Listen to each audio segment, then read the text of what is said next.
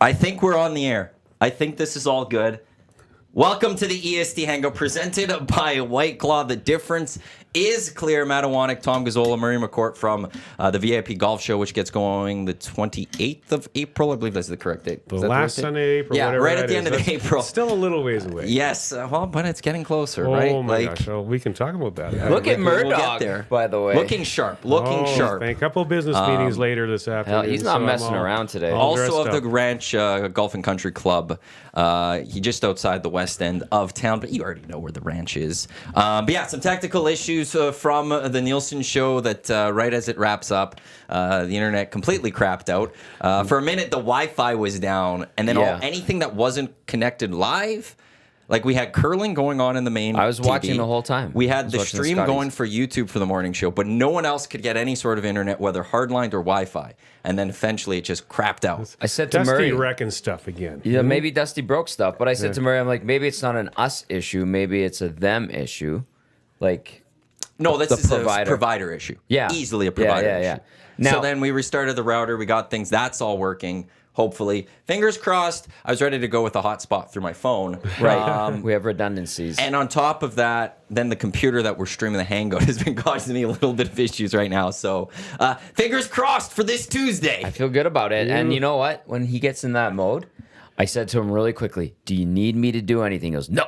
And I'm like, okay, good. Let Matthew do Matthew things. If you could get all the shows going from a Vegas hotel room, I think we should all have faith that you can figure it out can here. figure Well, appreciate that. It is weird, though. Like, I don't like... There's very few people I'd be okay with talking to me in the moment I'm dealing But with that, things. I recognize no, that. you do. And that's My why I was parents like, don't. really quickly. They always keep asking, like, when I'm fixing stuff for them, they keep asking, like, what are you doing? What are you thinking? It's just like, can you No, just be? no. Yeah, Because my brain is how about going you through shut up different right now? things. Yeah. Yes, Yeah. but I can't say that to Yeah. my Well, parents. you can. They might not like it very much. But it's like things are going through the brain. But like back at the old place, if Trev Stewart showed up, he's way smarter than me. He's a guy good. that I would want to like bounce things off of and Right. we'd go through. So there's very few people. But here it's just almost like, let me just go through various processes. Yeah. Is that, yeah, Yes. and then I'll figure it out. Yeah. You know, I So- did find that interesting, though. You're running around like a chicken with your head cut off, all stressed out.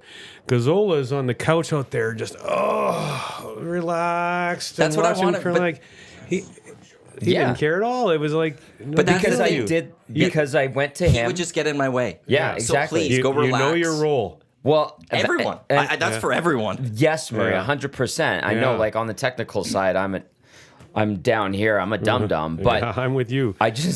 so that's why I go to Matty because I could see he's in one of the like when he gets in the zone, it is I've got this. Stay out of my way. I will talk to you if I need you. So I quickly checked in. Matthew, do you need anything from me? He goes, nope. And I go, let me know if you do. And he's good. And he took care of it. Perfect. 10 minutes later, we're on There's the no air point in again. everyone else worrying. Yeah. Well, You guys got to, well, the three of us have to go on the air and entertain. You guys could focus on being prepped for the show. We were talking And about I a bunch of stuff. Which yeah. is Oh, yeah, we're perfect. getting But ready. then for me, it's I could come in all stressed out and You don't need all to. rattled and stuff. Hey, While have you a guys White are good. Claw. So, this will be open. Oh, you It's got one. blackberry. This is good. The Surge. I had the lime on Friday of the Surge. I So I'm had gonna get that into the one on blackberry Friday one. or Saturday. Of the Surge? Really good. Yeah? That exact one. Huh. Really good. the surge is an energy booster or what? This one has 7% alcohol. I think that's That's the the difference. energy booster. think That that's is the the energy boost. Yeah. boost. Really The good. regular ones are 5. This one, because like looking at there was the lime one. I don't think there was much difference other than there was 7%. Yeah. It's only 100 calories. You know, this is what I absolutely 140. That was love 100. about EST. Like when we were on TSN and all that. I mean, here we can do whatever the heck we want. Yeah. He's drinking a White Claw at 9:09 a.m. You couldn't do that when you were on the air at Well, TSN. Actually, You could. well, Or you okay, did. so the end of 1260, it was less likely. It was the only time we really drank was beer of the week on the Friday. Right. And Scott would come in, there'd be the beers, they'd have extra. We're not People going to let it would go crack waste. one, yeah. Well, Right, like that's just rude. Right. I'd come in to do my Sunday show, and there'd be a whole whack of beer sitting there from Have some. the Friday. Do you know what that means? That means Dave Jameson wasn't in to clean up. Yes. Because Dave would be the only one that cleans things That's up. The right. morning boys would never clean it Clean up. it up by drinking it, or just cleaning up No, by he'd putting it take away? them, go to the bathroom, empty them out, throw them Oh, out. why Like would he Dave do would that? take There was very care of that. Yeah, he but would. the morning boys, it's their thing. they just leave and walk away, and then Dave would come in and be all upset, and then he'd go clean it up. Okay. Dave was very the way you're meticulous with the technical Yep. side. Dave was meticulous with maintaining a professional atmosphere, and everything was very clean, which I appreciate because Dusty actually came in yesterday. He was vacuuming when I got here. That's what he said. Yeah. He's very impressed by the vacuum. And I was going to say we need a cleaning week this week, so he's already checked off one thing. For Yeah, us. it's very fresh in here now. But now still, so at 12:60, so during the pandemic, prior to that, it was the pandemic. If you wanted to crack open a beer when you got to work, crack open a beer when you got to work. Like it was, we always made sure that we were Stress relief. we were always stocked COVID stress with things. relief. Absolutely. So we needed always to take had care of that. yourself. Somebody would always come in and make sure we had some extra. You had the tickle trunk, which was a gold mine of like he had in the office in the corner. I don't know how much you would go in there, but he had a cabinet just stocked with All beer the and extra beer the hard weeks stuff. that weren't touched, I just put in a bottom drawer. Yeah. So we always had something hanging around. Warm though. Warm, yes. yeah. But if you think ahead of time, you throw it in the fridge. Yeah. And then when we got let go, I opened it up, grabbed a couple for me. And then I think there was some left over for the remaining staff. Now, before COVID, there was a period where it was kind of okay to drink, but it was like maybe hide it very well. Like, because then before when I first started, it was very acceptable to just crack open a drink whenever. Just like their rules are like, hey, don't get buzzed, don't get drunk. Yeah, don't get like those are the crushed. thing. If you want to have one while you're on the air, no one's really going to bat an eye, including our boss at the time. He wasn't going to bat. He was going out giving beers on Fridays. to He people. would walk around. Yeah. Vav would walk around on a Friday and be like, need a beer, need a beer, need a beer. Well, like it was Vav's friend. a Yes. good dude though. And he comes from old radio, so Yeah. he carried that on. Yeah. And then I remember there was something that happened actually on the TV side where there was issues. They had this big draft or something, and there was problems. And we got this massive email that said, there's no more drinking in the building. Like, it's not allowed, all of this. And I was like, what is this? So I went to Vav, and I was like, what is this email? And he's like, that's TV. Just clean up. Hide it. You're good. I was like, Damn. Sweet.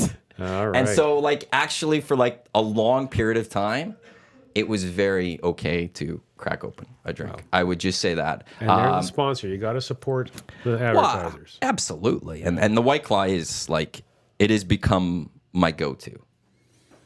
I never have a problem with a White Claw, like especially if you're beard out in the summer. But Matthew is taken to it, right? What were you gonna say?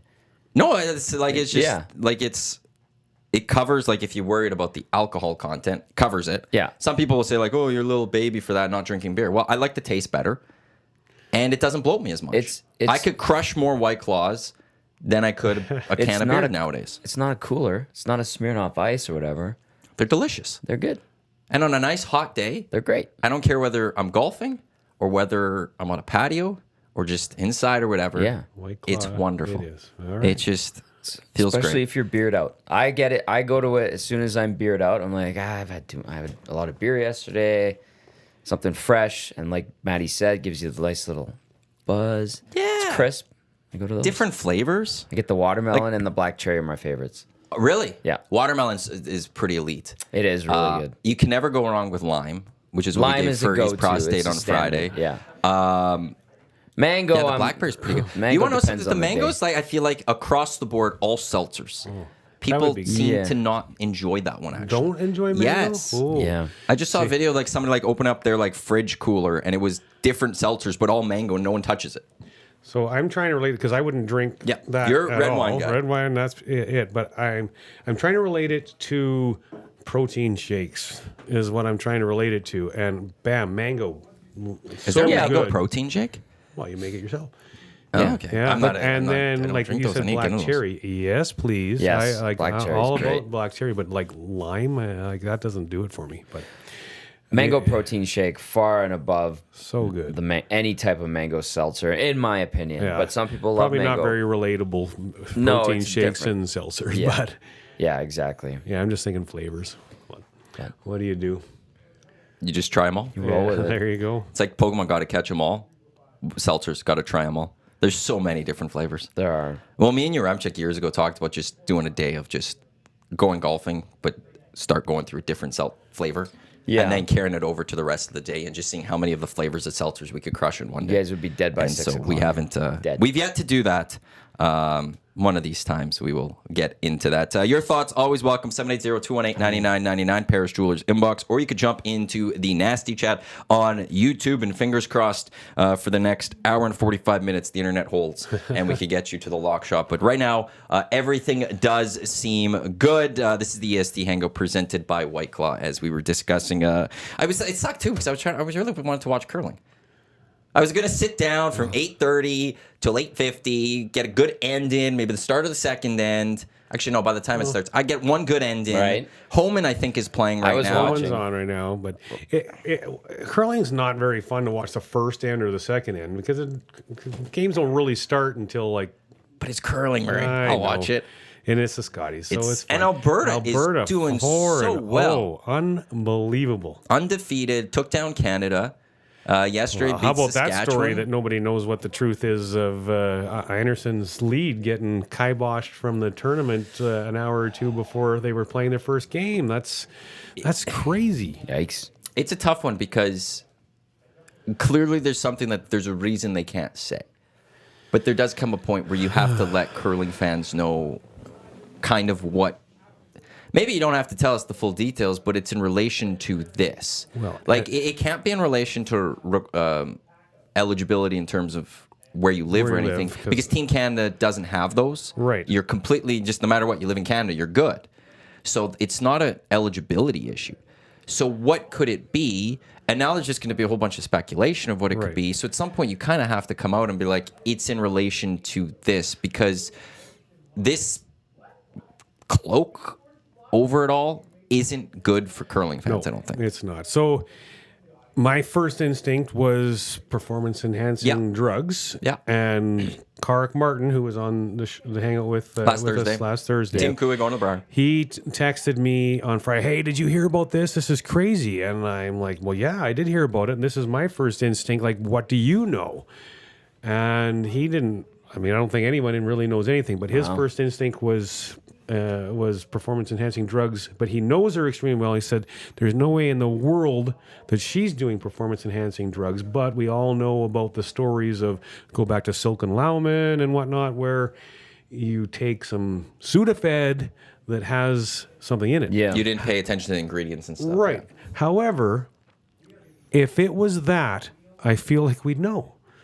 So, but what I've read, I think, is that would come from, it doesn't come from Curling Canada, it's from, I forgot what the other entity is, and Curling Canada is just like, I don't know if they're just waiting for them to say something. Why isn't the actual player talking, or Einerson talking for her team? She's saying nothing. So I don't know. This is confusing. I love TSN. I love their coverage of curling. One thing I will give them credit for is how well they actually do cover the Canadian Championships, Scotties, Brier, and then the World Championships. But even Friday when the Scotties started, they didn't even mention it. And it's like, well, there's a reason for that. They're told not to, probably. But that's like, at some point, like, even fans were like, you got to at least say something that she isn't here. She's not. She was ruled ineligible to play. We have no further details on this. This is a developing story, and as it happens, whatever we learn, we will eventually pass it on to you. But you can't just start the Scotties after everyone's going, what is going on? And be like, hey, welcome to Calgary, ready for some good curling action here. And we're not going to tell you about the big story. There's a guy, a media guy in curling, Devin Haru. CBC. Yeah. Eric kind of, did they go to school together? Or they have a connection to each other? Oh, do they? Yeah. Well, this guy's like the Rick Westhead of the... crazy stuff that goes on in the NHL, he's that of curling. Oh. And so... He covers curling very well. He keeps tweeting about it, and he said, I'm trying everything to find out what this is. And they've got it locked up. And it is locked To your down. point, if it was drugs, you'd feel like somebody would hint at, it was PEDs. Right? But so it's... And like I said, Karek knows her extremely well and says there's no way that she's doing performance-enhancing drugs that she knew of. So you go to not understanding. And that's what Karek was saying. You got to understand what you're putting in your body. Right. That's her responsibility. But by now, I feel like we would know. If it's that, Murray, like every single time, whether it's baseball, whether it's Olympic sport, they generally tell you this drug, which is commonly found in this Sudafed over-the-counter medication, was found in their system. They're appealing, but it's still against the rules. Usually they let that be known. And if it's this many days in and we're not hearing any of that, what the hell's going on? And the athlete can always say, sure, this is like this is what happened. Yeah. It could be they really took it. It just so happens to be that, and so that's their excuse or whatever. They didn't do a good enough job of masking whatever they were putting in their body. Yeah. But this reminds me so much of the Corey Perry situation in Chicago, where you don't. And to now, he hasn't even put in a claim or whatever to get his salary back from the Blackhawks, Right. like Evander Kane did with San Jose when he got his contract terminated. Right. Agreement. So whatever he did, he's going to walk away from $4 million was his salary. Well, in yeah, Chicago. Well, he had to He's get gonna paid walk away from- 60 days. Well, it's already been passed, and Was they it the gave him an 60 days? extension. Yeah. Okay. And- Because I but- know Gary so- Bettman did mention at the All-Star game that it was. I don't know if he said pending or if the PA was looking into it or something, but Bill he did Daly was talking reference about it. it. Yeah. And But what the heck what did he do? Like that is it's so crazy that hasn't leaked and come out. well, there have been some leaks. Like John Scott said something, and Chris nothing. Chelios' daughter. Like so, there's She's married to a former NFL player. They're having another kid, so throw that out completely. Yeah. No, it's one of those where it's like, none of the insiders have got anything. No. Elliot hasn't put in his 32 thoughts as of yet. No. And that's when you go, okay. Or they're maybe this just is being legit, told to yeah. leave it alone. Right. No, I think so.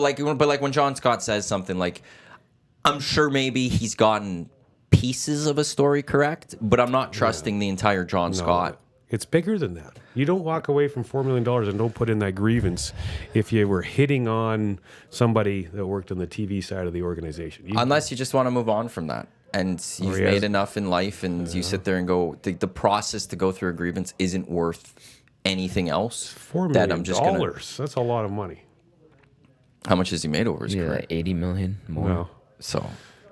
I don't know. But the curling and that. I mean, it's just crazy the secrecy on these things. Like, I know we're fans. Do we deserve to know? Well, but this now comes into a bigger question. Like, I'll take this to injuries. How much do fans and media deserve to know about injuries?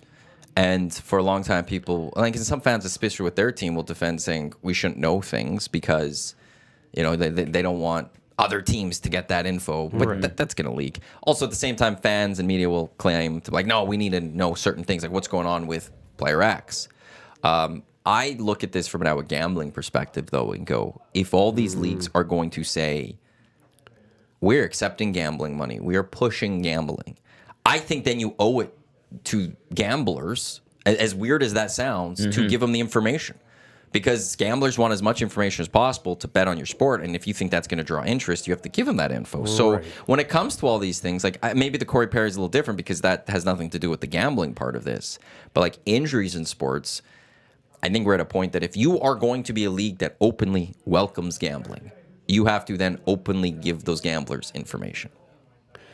Well, It doesn't sound right. It doesn't. On the surface, and then like you said though, and you started with it, if you're a league and you're partnering and you're opening yourself up, then you're tied in. yeah. And those gamblers that want to spend money on your sport want extra info. Like, I put like $2 on Patrick Cantlay on Sunday to finish it off at the Genesis. Oops. Well, then I find out afterwards he was sick. Had I known that beforehand, I wouldn't have put that $2 on Cantlay to win that event. So, but now, Probably wouldn't have put it on Hideki either, though. I wouldn't have put it on anyone at that point because it was just, I figured he was too up. Cantlay, it's Cantlay. He's going to finish this off. So what would $2 but have got you when you picked five something. I pick away at things. I don't go big. Okay. I put $2 here, win $250 back. Yeah.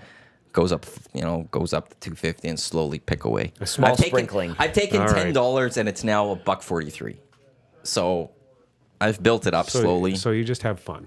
It's just Yeah. It's just entertainment. It's not trying to make A money. little extra. If I can make a couple bucks here and there, great. If I can make that $500 one day, cool. That's beer money Yeah, like or that's White Claw money. I'm If not you're betting $2 to win $5, it doesn't even buy you a White Claw. okay, but I could go make That's a 3 of good those point. bets, Yeah. win them, and I could go buy myself a drink. All right. You just did the Kermit the Frog meme. Wow. But like so, but like I would like that information now. Like golf's different because they're not fully opening that gambling. They're not there. So I understand why Patrick Cantley's not coming up with that stuff. All right. But if I'm going to bet on the NHL and I don't know, Darnell Nurse is questionable for tomorrow. Just making that up. Just throwing that out there. Like blowing now, up on is Twitter it, I right would now. like to know is it a serious thing? What's going on? Is it a lower body? Like and I don't even want to know lower upper body. I want to know is it a leg? Is it foot? Like what is it? Mm-hmm. If I'm going to bet on the Oilers in tomorrow's game type Is thing. he playing or isn't he? That's what you need to know. If Well, you're and betting. like I could make that guess because maybe the numbers look good right now, and I'm going, okay, well, I think he's going to play because he'll be fine. Yeah. Right. Like you need that info. I feel, but it sounds awful that it says you have to give gamblers information. Yeah. On the surface, the premise of it just does not sound right. Yeah. Game time decisions when you're gamblers is not the best thing. Exactly. Well, like look at football, Murray. When guys go to kill the clock and they take a knee at the 1, right? And they're like, I if know. you punched it in, I would have won this. This would have hit on my parlay. You idiot.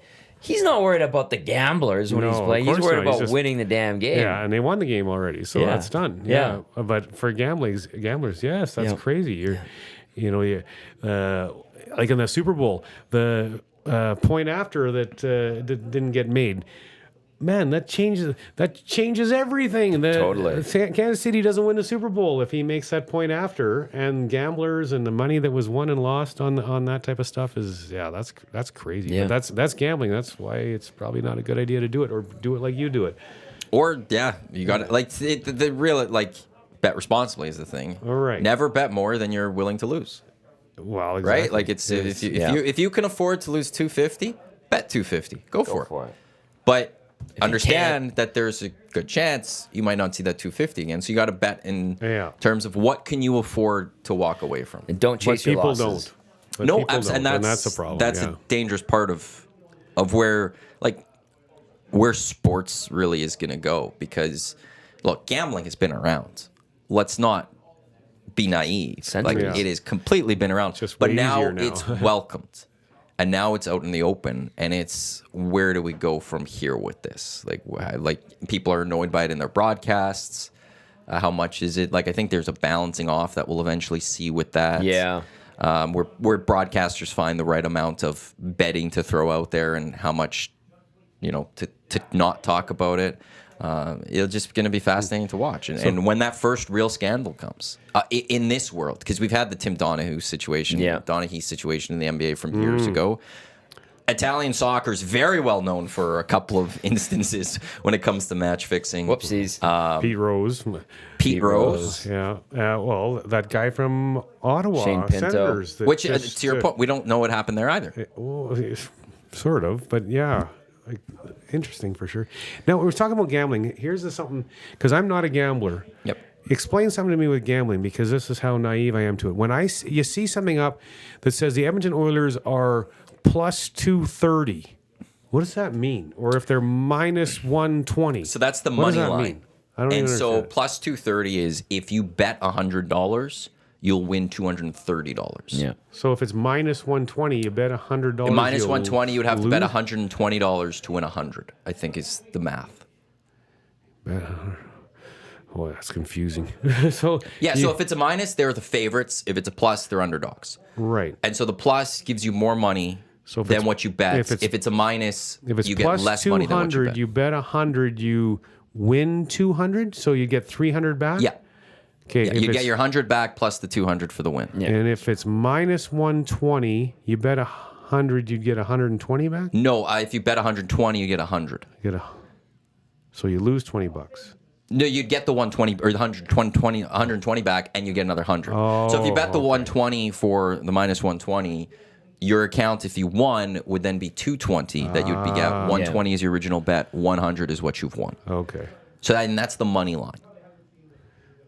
Yeah. Okay, I got it now. And then there's the spread, which is And then the prop by how bets. much you could win, and yeah. That's but- the one I would think I would like the most if I was Prop ever bets? going to get is Props? prop They're bets.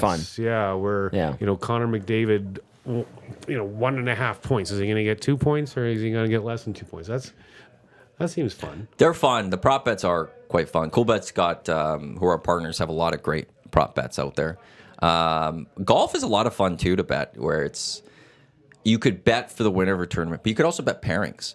So this week, I can't remember what tournament's this week, but wherever they're going, PGA, on Thursday, you could get a bunch of the pairings, and you could bet who's going to win in the pairing. Oh, really?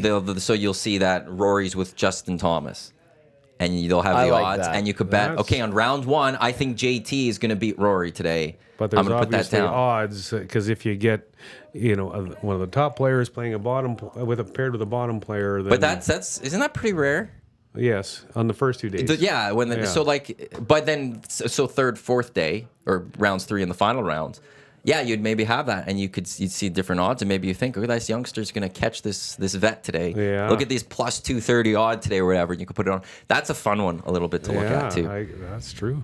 I don't want to know about this stuff though. I don't want to get into gambling. That seems like a lot of work. Slippery slope. Like fantasy football and stuff like that. I got no interest in that because I see so much time that people spend on all this stuff and all It's the, a lot. Here's where I'll a defend lot, fantasy football. It's not as much work as you'd think. You could still be successful. You maybe need total 45 minutes to an hour a week. You need to focus on Thursday before the Thursday nighter. Make sure, just in case you have any players playing on Thursday. And then you got to focus just before the Sunday. Really, for the most of the season, that's it. It's a very basic thing. It's very quick and easy. Yes. And it's not baseball. I've done baseball. Baseball is tedious. Oh. It's a lot. done that. Or hockey even. I mean, Hockey, basketball, baseball's though, like, I did this one year. I got screwed in the end. I didn't win the title, but I was the best team all year. It took a lot out of me. It was like every day I'm on it. Yeah. I'm spending a good 20 minutes every day on it, if not a little longer. How are your pitchers doing? Who's questionable? Like Moving players around. Yeah. You Waiver wire. got to follow it relentlessly. It's a lot. I did it for the second year. I barely paid attention, and then I just quit because I was like, that first year was too much for me. Yeah. And you're single, so you have some spare time. You don't have a wife or kids that need to occupy your time. So, I just couldn't do it. It's just too much. It's a lot, Try the man. fantasy football. Just load up on Cowboys. See what happens. That's the thing. That's the thing about it because I'm such a diehard Cowboys fan.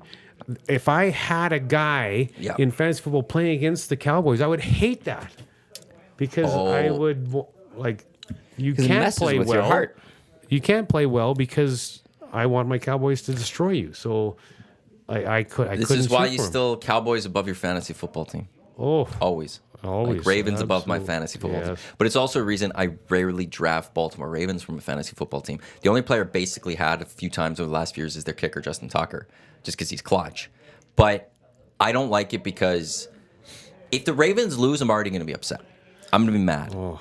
I don't need to be mad at a player for also not getting me points in fantasy, right? Like, I don't need to look at Lamar Jackson and be like, you just lost to the Steelers. Also, you only put up 12 points in my fantasy team and just get really mad. Or I don't need the Ravens to go even win a game, but me be a little disappointed because Lamar had a weaker game or something. Yeah. I can't do it. I stay away from Ravens just because I know Smart. I will be insane. Yeah. Well, my wife good for the already mental has to health. put up, if the Cowboys lose a game that I didn't think that they should have lost, my wife already has to put up with me being a little crabby for a day or two after that. If I was into fantasy football and I lost in fantasy football or something like that, then I had to be crabby about that. Like, that's not fair, right? Yeah, That's not double fair. whammy. Yeah, double Did the whammy. Cardinals make you crabby? Or you just accept it? I've Well, you resigned myself to the fact that they suck, Yeah, you and gotta I just accept it. accept it. Okay. So every Sunday I watch the first half, and I'm like, oh, they're terrible. And then I'll see what happens early in the third quarter, and if it looks like they're showing signs of life, I'll stick with the game. Or if they're getting crushed like they did both times against San Fran and Christian McCaffrey just destroyed them, I'm like, well, I'm going to enjoy the rest of my Sunday. Screw this. Yeah. So I'm like that. Dex in the Paris Jewelers inbox, 780-218-9999, reminds us that you got to keep track of the waiver wire in fantasy, especially baseball. More Fantasy work. baseball. And- More and- work. Football's once Football's a a week, though, little different, generally. yeah. Like the big waiver wire for most leagues is, I would say, a Wednesday. So you could put that in. Yep. But you could, I guess, so maybe the Monday you got to look, or Tuesday at your waivers. Baseball's the big one, though. Baseball, the league I was in, lucky enough, it was once a week waiver. Oh, It was every Sunday you could pick up whatever happened throughout the week. If you got a player hurt, you couldn't make a change. And that was really nice. Yeah. Because I then didn't have to focus on the work, waiver. yeah. that's smart. Go ahead, Murray. Well, I was just going to say, like that question to you about Arizona, I'm a diehard Chicago Blackhawk fan right now. Yeah. Like yesterday, in my opinion, was such a perfect day for my Blackhawks. Connor Bedard gets 3 points, and we lose. So That's a win-win as a Blackhawks we're fan. tanking on purpose again for one more year, I think, to get hopefully Celebrini. And and then I checked the stats. Like we were talking about Kevin Korchinski earlier. Make sure Korchinski had himself a good game. Another young defenseman, 22-year-old defenseman, rookie this year, Alex Vlasic. The guy is an absolute stud at 22 years old. They're going to sign him to a long-term deal this year. So watch those young guys. I even focus more on the prospects and checking out the prospects and what's coming, because the Blackhawks are going to be so good in a year or two. Murray. Boy. So lose, but the young guys develop. And that's perfect. That's fine. That's a strategy that could work. Yeah, so Should your work. Arizona loses, you get a better draft pick. Well, I'm well aware of this, but like one of their former first rounders just signed with the Elks. He's a bit of a different cat, but yeah, I feel like they're an organization that will be in perpetual. I read some stuff neutral late in the ground. season where some people are thinking that the Cards will be a big team next year. They'll have a breakout year next year. Well, I hope they're right. Like I don't buy it, At the but- end of the season, they started picking up a little bit. When Kyler came back, Went out to Philly. I remember that game. Like that was a good win. it started off really slow. It looked like the Eagles were going to absolutely roll them. Came back, won that football game. Now the Eagles at the time were in their tailspin, but I think it was in Philly. Even That was in Philly. It was so like there's a week lot 17. of. I think there's some promise with the Cards going forward. Thank you. Well, Thank you. with football, hockey, the way it all works, though, those teams that are in the middle of the pack, that is a bad place to be, because you're not going to get good enough players out of the draft that you can elevate to the top tier very easily. And, you're not winning. So it's hard to get the better players to improve, and unless you... That's where you do the Ozzie Newsome way, which is the Baltimore Ravens way. Patriots are known for this. A few other teams are known for this. If you've got like a 15 to 22 first-round pick, if there's no player you absolutely love, trade back to the second round or third round. Give up your first, get a couple of extra seconds, and load up more picks from the seconds. As a Ravens fan, some years it sucked watching the first round of the draft because you get all excited. Ravens are on the clock, and then all of a sudden, we've got a trade to announce. You're like, oh, now I got to wait till tomorrow for the first pick. But I get it. It is very smart a way of doing it. Business. In an NFL draft, though, like your top 4-round guys, they all better be an relatively impactful player on your team in year one. Fourth rounder in the NHL may never play. I can't. I'd have to remember the numbers, but basically after the first round, there's a big drop off. Like the second NHL? round, a little bit. Yes. NHL? Yeah. Second even round, there's some that hit. years. Then really, like once you're into the third round, it's very far and few between. I think of You get your Alex really DeBrincats come studs. along once in a while, but Yep. Big Maple Sports Card, thank you. Mexico Championship this week, Honda Classic next week, and then Bay Hill for the Arnie the week after when it comes to the PGA. So I'm sad the West Coast swing is over in PGA. I'm not gonna lie. I love the later tee times. I love watching it just a little bit later. And It was good on Sunday. I was watching a lot. well, yes, Shoffley and Cantling, now knowing that he was sick, had a rough day on Sunday, but it was great to watch. Just Matsuyama come up, and Luke List take the lead, and Will Zalatoris, after back surgery last year, right in contention. He had the lead for a moment. It was List awesome. was on fire too, especially on the front nine. What do you have? 3 birdies in the first 6 holes. He was just crushing. Yes. Yeah. And so did Adam Hadwin. Hadwin was making a bit of a lighting it up on charge, that front 9. 4 Canadians started the Sunday in the top 10. Was it that many? So, 5 in the top 25, 4 in the top 10. I mean, so that's spectacular for Canadian golfers to continue to excel out there on the tour. So, but for that tournament as a whole, though, our boy Tiger staring at us in the corner here. Gosh, it's just so much enthusiasm and excitement for the event. And then he has to withdraw, and then Justin Thomas DQ'd for signing. No, that was Spieth. Spieth. Okay, Yeah, let's Spieth. I want to get to that quickly here. Okay. So, and with Tiger, at least it was illness. It's not health. I know, but It would have been a lot worse if he all of a sudden he couldn't do it because of the back, right? you saw him hobbling around Yeah. and things like that. He's not healthy. He probably never will be. This is the EST angle presented by White Claw, Matt Iwanyk, Tom Gazzola, Murray McCourt with you here. Okay, we're all golf guys here. We understand golf. But how bad is it for the sport that Jordan Spieth gets DQ'd because he incorrectly signed his scorecard when we all know what the scores are? Why are these guys signing scorecards in the PGA? Well, Is that just an old tradition? yeah, it's probably in that forum an antiquated rule Yeah. that could easily change. And then I read something about how he wasn't feeling very well, and so he gets the scores 10 just whatever with a scorecard, and he needed to go and do whatever he had to do because he wasn't feeling very Apparently good. there's something with In-N-Out Burger. Is that what Really? it was? There was something with In-N-Out. Like, there's a lot of blame on In-N-Out Burger. Come on. Because a lot of golfers got sick. Well, yeah, that's Maybe they had a something was bad going batch around at the, for sure. Yeah, the catering. Maybe, that could have happened. but yeah, But to have a pro golfer in a tournament be DQ'd because he incorrectly signed a scorecard when we all know what the score was. Yeah. We all, like, he didn't have, like, if all golfers didn't have to sign scorecards moving forward, no one would bat an eye. No one would understand what's going on because we're paying attention to it all. It just seems so weird. Like, think about the casual sports fan going, he got DQ'd for what?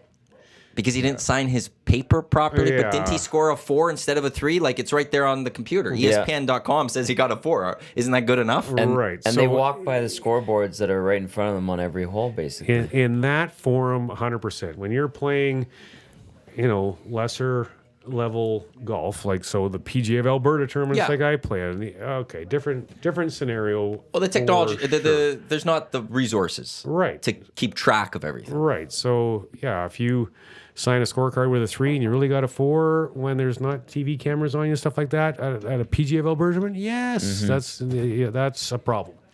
But you're right. In this level, in this situation, I don't like it. Okay, so those that didn't catch it, Spieth signed a 3 on a par 3 when he really had a bogey. He had a 4, went into the clubhouse, and then when he signed his card, it was incorrect. In that Which is an situation, auto DQ. Yeah, auto DQ is what happened, and he fully owned up to it. And I didn't hear the in and out. I heard some guys were not feeling good, but that's funny with the In-N-Out Burger thing. In a scenario like that, where you have a caddy, Murray, like generally, I don't know how it works. Is each guy keeping score themselves or Absolutely. what? So we're the threesome. Yeah. I go and check in. I get my scorecard. You get your scorecard. You get your scorecard. I give mine to you. You give yours to him. You give yours to me. So I'm keeping your score in there, and then there's a bottom perforated part on the scorecard where I write my own scores. So at the end of the round, I rip off my scores and I go to you. Okay, read me what you got. 444, 435, 444, 36. Whatever. Go through the 18 holes like that. Okay, it's right. You sign it.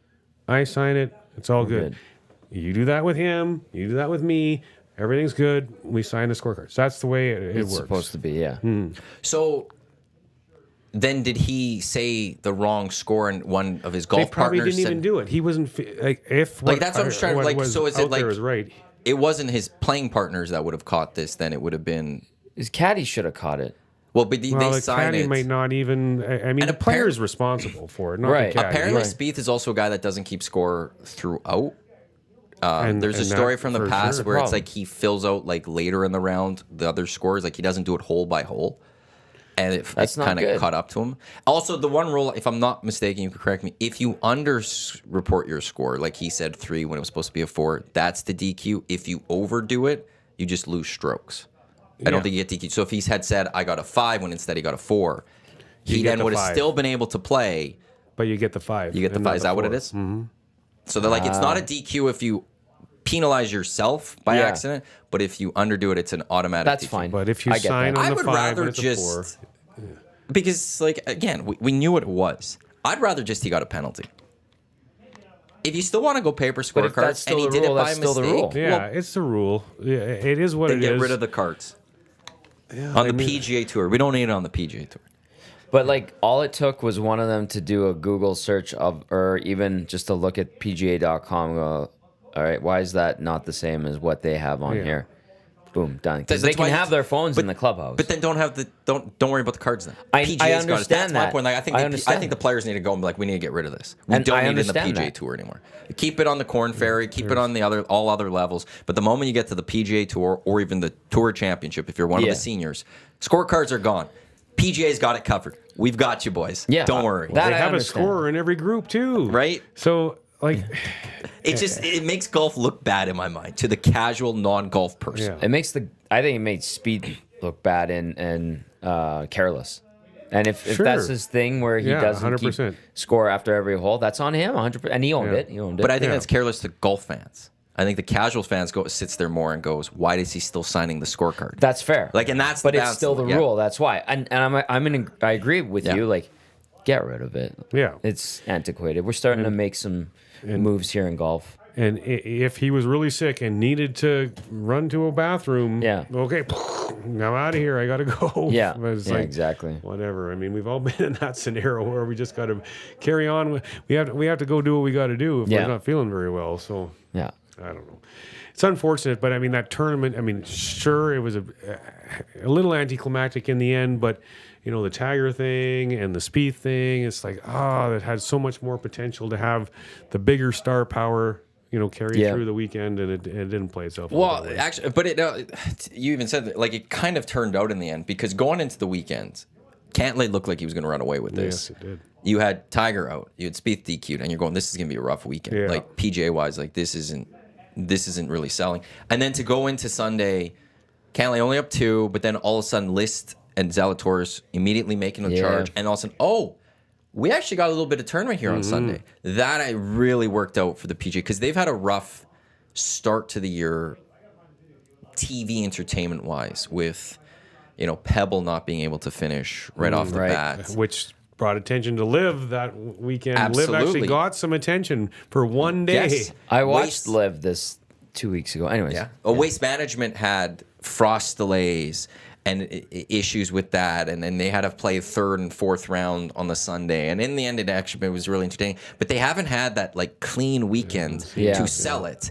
and Liv got the advantage, and there's no Liv this weekend, so it was like, okay, well, this is the end of the West Coast swing. Okay, we're just gonna have a blowout in the Genesis, but in the end, settled in on the Sunday, and we had a great final round. I watched like 4 or 5 hours of the Genesis on Sunday, and they had Rory on the broadcast when he finished his round, and he sat in and he was commentating, talking about the holes, and I'm sitting there, I'm thinking to myself, I'm like, this is fantastic.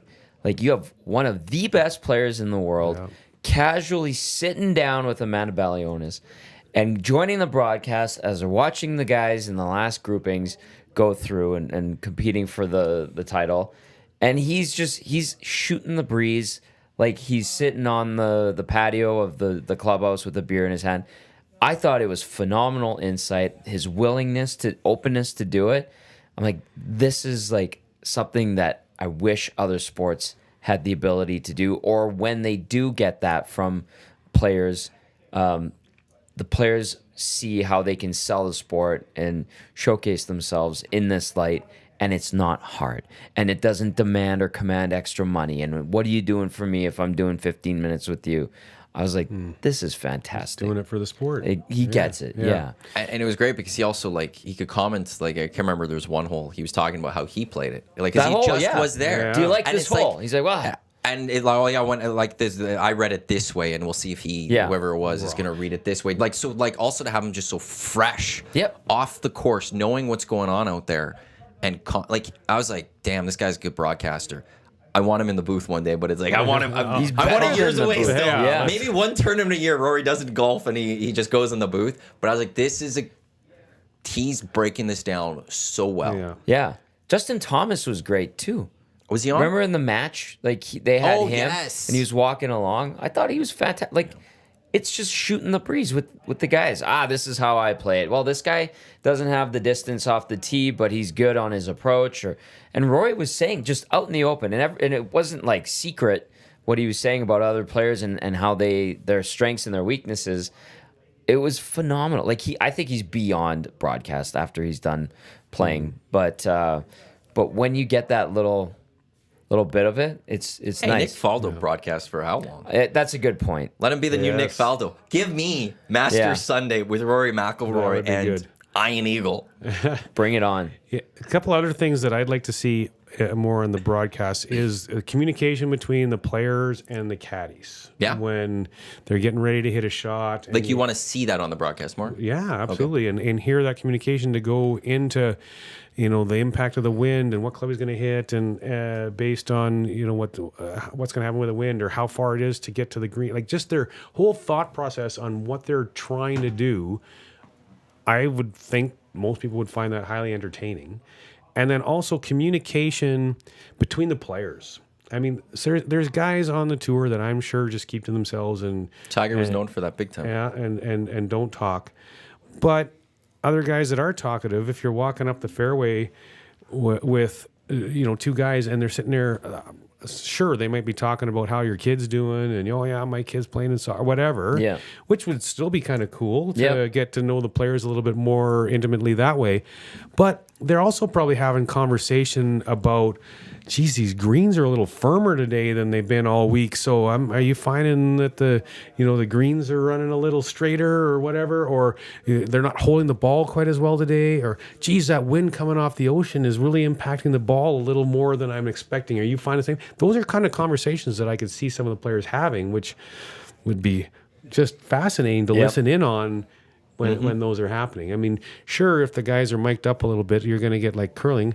There's a tracker going on how many F-bombs all the skips are throwing. love that. Caitlin Laws is a big one. Einerson's slaughtering everybody in that Is she? regard. Yeah, she's Caitlin Laws had a few last night, I know. yeah. So, and you might get that with some of the guys if they're mic'd up and whatnot. But you could always tape delay that, right? Yeah, you could 5 film seconds it or whatever. Yeah. They and hit then the- go the next hole. Like, oh, this is what happens.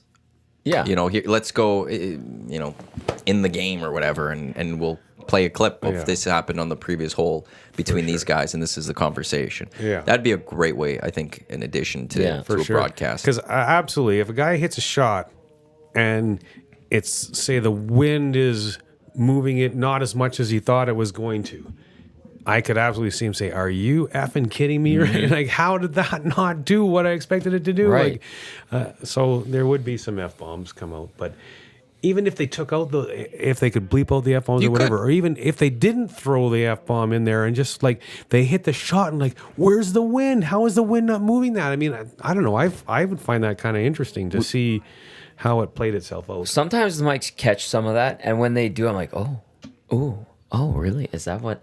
I like that because your ears perk up all of a sudden. You're like, what is he saying? Why did he say that? Oh, that's too bad. Yeah, That's entertainment It value. is super cool. Yeah. If it was more consistent, I think that'd be great.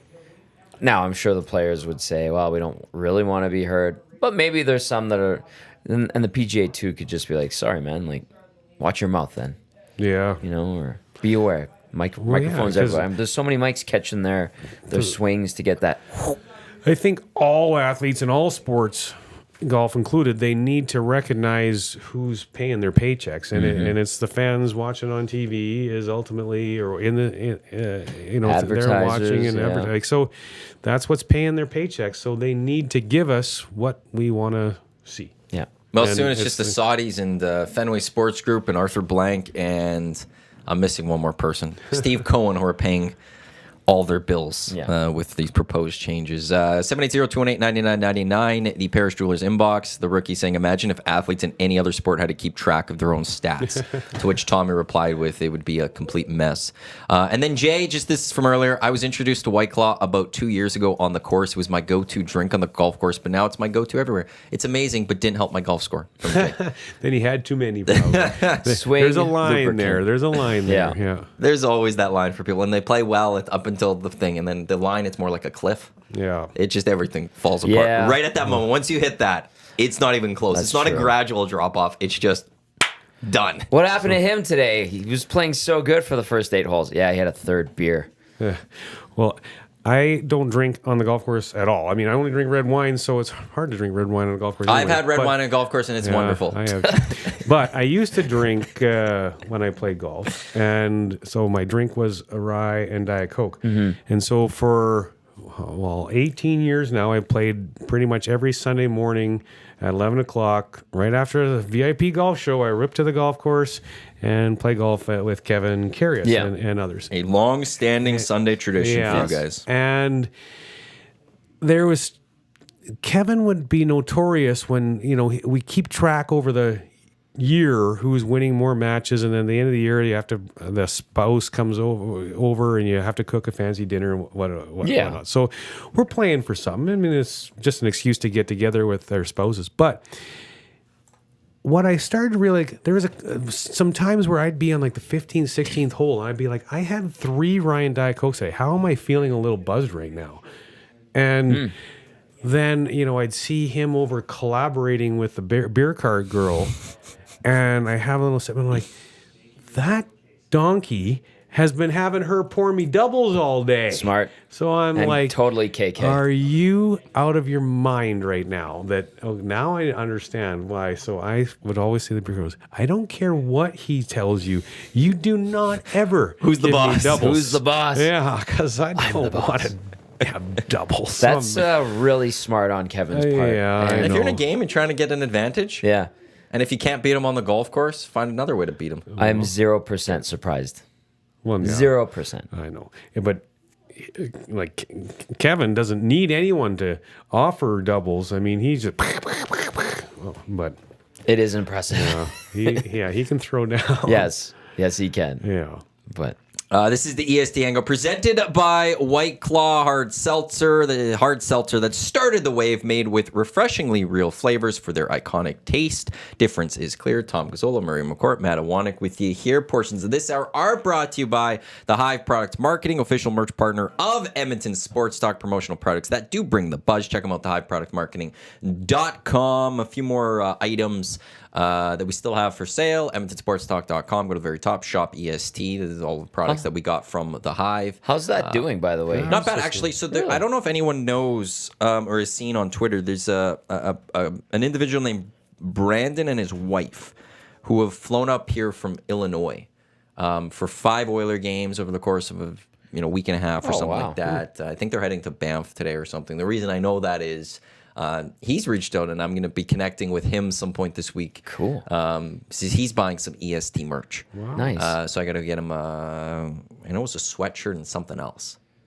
You've so I got gotta your meet tickle with him, trunk so- full of the stuff for sale. Yeah, I still got You've the all that. things that, but I actually have to. It's on my board. I have to figure out our next few products that we're gonna go forth with, and a few other things That to work board on. you talk about, it's got to be fascinating, that board. The things that get up Have on you the seen it? board. It's gone in there. I've got to clean it. I got to organize the board a little better. But I like having things written down so I can keep track of various things. And then eventually things get off the board because you've done it. I erase it and then I just rewrite stuff. And there's always I don't want an empty board. I never want an empty board. There's always something I could be. There's a lot that we're planning here at EST that I Yeah, got to well, like. the This golf week is the big tournament- week. the golf tournament's That's we still haven't fully announced that. Oh, what golf tournament? What are we talking about? Oh, I that's know another about golf this. tournament. That's another coming. golf We're, tournament. we've got that will. You've spilled the beans a little bit. We'll just leave that at that. But that's going to be announced very, very soon here, fully. But I got to get working on that. I got to get logo working looks on amazing. the SDs. Have I shown you the logo?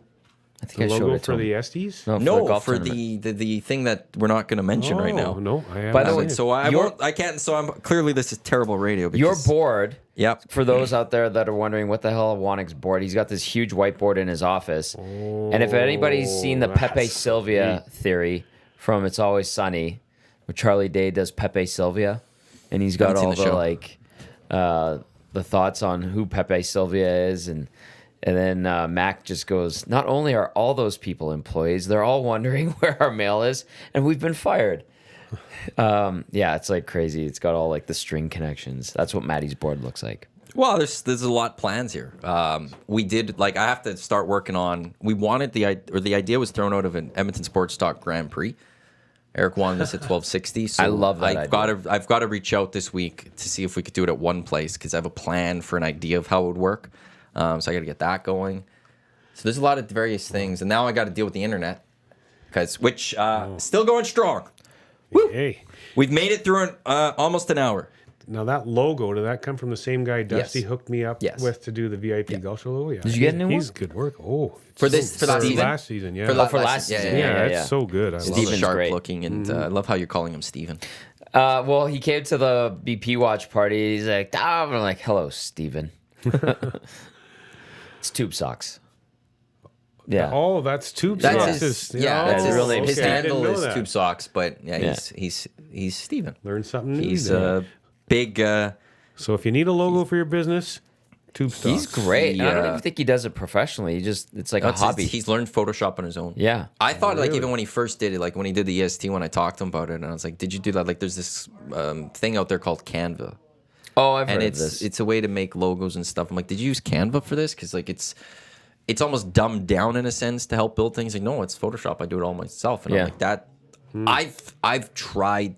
I haven't done enough, but I've tried learning Photoshop. It's scary to me. Like, there's just so much, and people that have figured out Photoshop is to me just absolutely stunning. Yeah, because it is such an amazing talent, and he has it figured out. Well, good for him. Mm-hmm. So Does great work, no question. does some great work. I just and, saw another piece of his great work. You brought up your show and he did the logo. You want to get into that a little bit here? What's that? Your show coming up. Sure. Yeah. Curtis is back. Curtis is back. Stock. Yeah, absolutely. So it'll be year 6 of the show. Time I flies. But Expanding. We're going 2 hours now 8 from to 10. 8 to 10. Yeah, absolutely. And I just love doing it. You know, like the whole idea of the show. I was approached by TSN a couple of years before I even did it. About Jane approached you? yeah, like years Really? ago, because Dean Millard used to do it, and it went away. And to be honest, I come into a meeting thinking that, well, TSN is just going to want to pay me some money, and I just come and talk on the radio, maybe do a little prep work, and that was going to be it. And I, well, no, that's not how we want this to work. We want you to pay us, and you go sell your own advertising. And I'm like, holy, that sounds like a lot of work. So I said no. Then 2 years later, they approached me again and said, we want to do this. And at that time, my wife was pregnant, and, you know, so she was going to be going on mat leave. And I'm like, man, maybe I could make a few extra bucks and whatnot. So I knew what I was going into in the meeting. So I had lots of communication with like Gregor and, you know, Dusty and people getting some advice on what's clicking, and found out that, well, okay, yeah, maybe this could It's viable. work out, and it's viable. And, you know, here we are 6 years later and going strong. And I absolutely love it because it's such a unique way that I can promote golf and promote other golf courses. It's not like a lot of people when I first started doing it, think, oh, is this going to just be a ranch show? And like, absolutely not. Like, I am who I am, so a lot of my knowledge and experience, if people chime in and ask questions about this, that, the other thing, sure, I'm going to relate to what we do at the ranch or whatever. But we have other golf courses on all the time promoting their golf courses, and, you know, instruction and junior stuff. I mean, there's just so many different things in the local area. We talk about all the like local events that happen, and, you know, of course, we talk about the PGA Tour and other local connections. Danny Saul from Sherwood Park is the caddy for Corey Connors, so we typically have Danny Saul on the show every year, talking about his experiences. We'll have to out get there Clausen and on how for you Corey guys Connors- this What's year. that? We'll have to get Clausen on with you to have that live Oh conversation. yes, the live, absolutely. That is. Oh, by the way, happy belated Josh. It was his birthday yesterday. Happy birthday, Josh. He's a beauty. Yeah. Love So, that guy. you know, and with the expansion, I'm still toying with some ideas on, you know, the extra segment every time, how it's gonna, what I might do. You can do and- anything with it. We were talking know. before we went on the air here. Like, I have a few questions about the golf show for you. But did you We'll want fire away. I can fire away. Okay, thank you. How have you found? We still have an hour, Tommy. No, We got I lots of know, time. I know. But I'm just saying, like, I didn't want to end Murray's diatribe there. But like, how have you found the feedback from listeners and now viewers? You kind of actually, when you came over to EST, you were basically the first show that actually went live before we had formally launched too. Yes, for sure. So I'm excited to see, you know, what the listenership and whatnot is like now that way, EST way is fully launched. Yeah. So I still have some advertising to sell. So lots of opportunity there with the show. But yeah, you know, the feedback over the years has been absolutely great. Like it was a radio show. Now people can see me on Yep. YouTube and whatnot, but I would go places and people would just approach me and say, hey, I would have no idea who they are. And they just approach me, hey, we'll listen to your show every Sunday. Thanks so much for what you do. It's so great to listen to, the different stuff that you talk about, or they'll talk about guests that we've had on and how good it is. Here's a hilarious one. The TaylorMade Performance Center is at the ranch. And so right after the show is done, I head back to the ranch, do a few minutes work, then I head to the driving range and practice. So I warm up for my game. So I'm on the range, warming up right beside a guy getting fit at the TaylorMade Performance Center. And he's having a conversation with a TaylorMade fitter saying, did you listen to the VIP golf show this morning? They had Jason Zuback on. He was talking about, what he's doing to be able to hit the golf ball further and all this kind of stuff. And so I just, interrupted their conversation and introduced myself. Hey, just so you know, I'm Marie McCourt. I host the VS my show. And he's, oh, really? That's so cool. It was such a great show this morning. And so, things like that, just make me feel great to know that people are enjoying, what we're doing and giving them an opportunity to hear a lot of information that they may not already know, Right. and how to get their kids into golf and, instruction, fitness in golf and, so many different aspects, and such a huge tie to local golf and Edmonton and lots of local people on the show that, give them the opportunity to promote their expertise and how it can help people in their golf game. And, so it's a lot of fun. I absolutely love doing it and, proud and excited to continue on with you guys at EST doing it. Shows evolve, Murray. Like they just naturally do. You're going into year 6. For me and Cass, pre and post game, I think it's our 5th year together. We had Hernan, now we've got YouTube Trev, a little bit of Zach to go. Maddie's been producing it as well. They evolve. Like, have you noticed a bit of an evolution in how you guys do the show? You and Curtis, maybe your chemistry together has changed in a good way. Maybe you now focus more on certain elements. Like, do you see an evolution in the show? Has there been one, in your opinion? Sure. I mean, that's the thing when you have a co-host, as you guys know. Curtis and I don't always agree on That's stuff. good, though. And that is good. And so I remember, probably Curtis and I had an argument pretty much on the show one time about Tiger. I'm a big Tiger guy, and Curtis isn't. And he, wanted him to retire and everything like that, and was saying, some little negative stuff about Tiger and how he just needs to go away and stop do what he's doing. And I'm like, are you out of your mind? Like, That'd be Tiger, bad for golf. Tiger Woods is so good for golf, and you think about, if it wasn't for Tiger Woods, the golf industry, I mean, what I do for a career, things like the VIP Golf Show, things like Golf Magazine, all these things have been successful because of Tiger Woods. And would golf exist without him? Of course. But Sure. to the same level, the money that is out there on the PGA Tour now would be an LPGA Tour, and even go below that. Mm-hmm. The money would not be anywhere close to what it is if it wasn't for Tiger Woods. And And there's a certain amount of golfers that have come up because of Tiger. They grew up watching Absolutely. Tiger and went, I want to be Tiger. Like Tony Yeah. Finau in the Netflix show talked, but it was Tiger that got him wanting to golf and Right. stuff. So we wouldn't have maybe not have Tony Finau if it wasn't for So- Tiger. Good point. So, I mean, to have those debates and arguments, I mean, hey, it's great to have the debates like that, because lots of people don't like Tiger Woods, just like, Yeah. lots of people hated Wayne Gretzky because he was so good, right? And, so yeah, that connectivity and connection with your co-host helps make the show better. And, with guests too, there was a time period where, I just thought, who do I want to have on the show? And one person ever has said no to me when I reached out to come on the show as a guest. I was Brooke Henderson. I tried to get Brooke on the show, and Me and Connor have tried to get her on 1262 for a lot, and it's just always shot no's. down. Really? Yeah. Other than and so I've learned over the years to just ask. Yep. Because they're probably gonna going to say yes. And, you know, you know, I encourage listeners of the show to tell me, what do you want to see? Who do you want to see on the show? And I'll do everything I can to get them on the show and you know, give the listeners what they want to hear. One more for you. I know we focus on Edmonton and area naturally.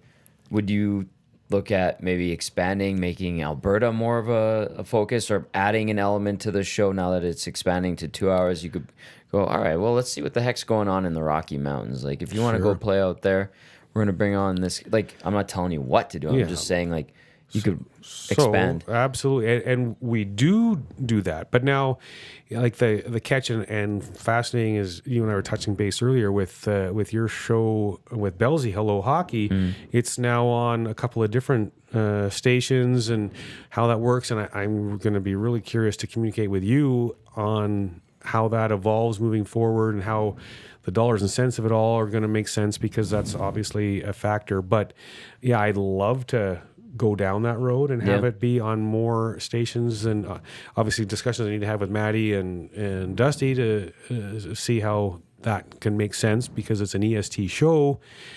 But you know, we do that all. I have typically a guy from Calgary or Lethbridge or wherever other parts of the province on the show say, hey, when people from Edmonton are traveling to Calgary, where should they play? Right. What are the top golf courses they should be playing? Same thing in Lethbridge. You're visiting family in Lethbridge. You know, there's 5 or 6 golf courses there. Which one should they go to if they only can do one? And, you know, Jasper's been a big advertiser on the show for a lot of years, so they're on regularly.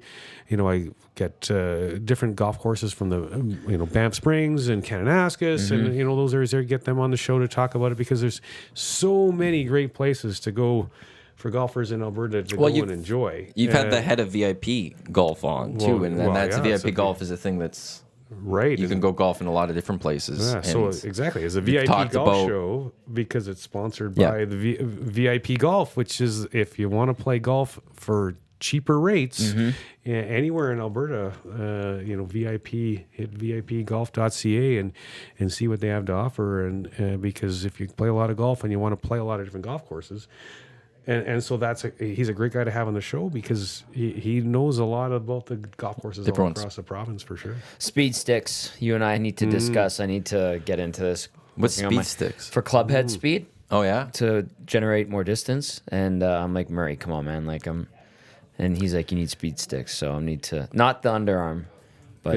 Not the deodorant. No, not the deodorant. Well, and I'll give props to how I got into the use of speed sticks was Cam Martins. He's the teaching pro at Windermere. Had him on my show. One of the questions that I asked him was, everyone wants to hit the golf ball further. What's your tips? How can people hit the golf ball further? And he says, well, they got to get speed sticks. And I'm like, what? What's the speed sticks thing? That's what I said when you brought it up. Exactly. So he talks about speed sticks and... Oh, yeah, I know what those are. Yeah. So literally the next day, I'm getting myself some speed sticks. And so there's 3 sticks. There's a light, medium, and heavy. And then once you buy them, you can go sign up through their website, and there's different levels of programs for beginner, intermediate, advanced, and you kind of, even with your use of speed sticks, even I started the beginner and worked my way up to the advanced, because you're working the golf muscle. So I'll give you an example of a couple of the things that you do. So normal swing, 5 swings, both right-handed and left-handed with the light stick. 5 swings as hard as you can with the light stick right-handed. 5 swings as hard as you can with the light stick left-handed. Then you do the exact same thing with the medium stick, then the exact same thing with the heavy stick. Then do things like step in. So your right or your left foot comes back. Like I'm right-handed, my left foot comes back, and then you step forward and swing as hard as you can. Like a baseball swing almost? Yeah. Like, well, even some of them are like a Happy Gilmore. You take 3 steps in and swing as hard as you can, 5 times right-handed, 5 times left-handed with the light stick, then the medium stick, then the heavy stick. Yeah. then at the very end, you go through whatever program it is. There's 4, 5, 6 different things that you're going to do. On your knees is another one. 5 swings on your knees, right-handed, as hard as you can with the light one, then the medium one, then the heavy one, but with right-handed and left-handed. So you're working both the muscles on both sides. Then at the very end, once you're done, you take the light stick again and 5 swings, all right-handed, or if you're right-handed, as hard as you can. And I'm telling you, that thing feels like an absolute feather, and you can just rip at it. So over time, by training with these speed sticks, 100% do you hit the golf ball further. You're going to be seeing me on the amenities floor when you're looking down from your palatial balcony. Just swinging. Just who's that idiot with... That's Tommy working on speed sticks on the patio area of our building. But that's something. Just don't break any of the glass. I won't. I won't. There's lots of room up there, especially that one corner. But like that's something, Murray, that I'm like, well, what do I do? Do I just go to the driving range and hit balls for an hour? Absolutely not. And you're like, no, speed sticks, like right away. Yeah. So that's stuff that you can pick up on the VIP golf show. You absolutely will hit the golf ball a lot farther. Like right now, whatever you were, we can talk about that too, but it's mid-February. If you get them tomorrow and you use them, 3, 4, 5 times a week, by middle of April, you would hit the golf ball 15 yards further. And that's huge. Yeah. That's huge. It's massive for sure. And what's funny too is like, it's, getting into late February, but we see the grass. It's been a very mild winter and the days are getting longer. It's starting to feel like golf weather. And I know men and women out there, kids, are getting the itch already for golf.